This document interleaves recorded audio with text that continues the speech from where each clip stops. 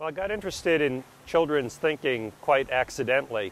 I was taking a course as a first-year graduate student, and I wasn't studying cognition particularly at all. I was actually a clinical graduate student. And I was taking this required course, and we had a requirement to replicate an experiment.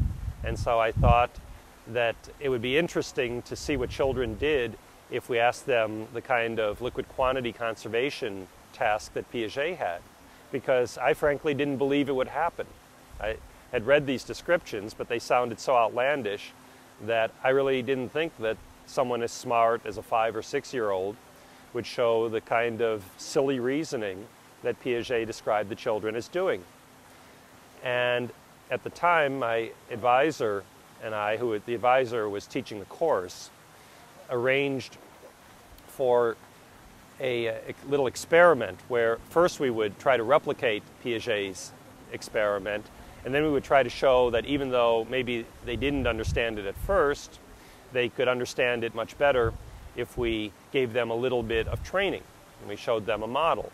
And my advisor, Bob Liebert, who was a very large and imposing man with a very deep booming voice, he was going to be the model. And so we went across the street from the university to a children's school where they had 4- and 5-year-olds, and we asked this one petite little girl who volunteered. We showed her the Piagetian liquid quantity problem, and we said, well, which one is more after pouring the water into the tall thin glass, into the short fat glass? Is this one more? Is this one more? Or are they the same?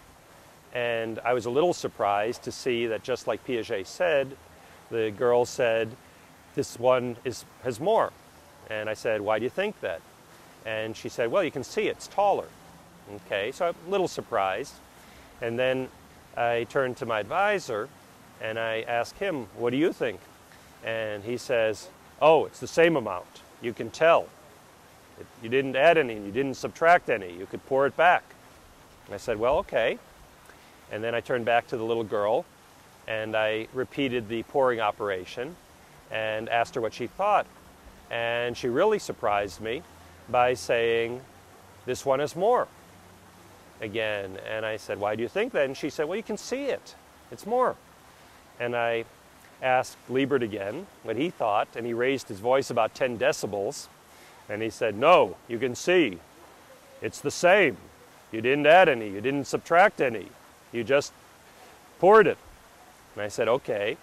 And I turned to the little girl again and said, well, what do you think now? And she was really looking a little bit worried about her future at this point. But she said, you can tell. It's different. This one is more. It really does. And that's what really hooked me.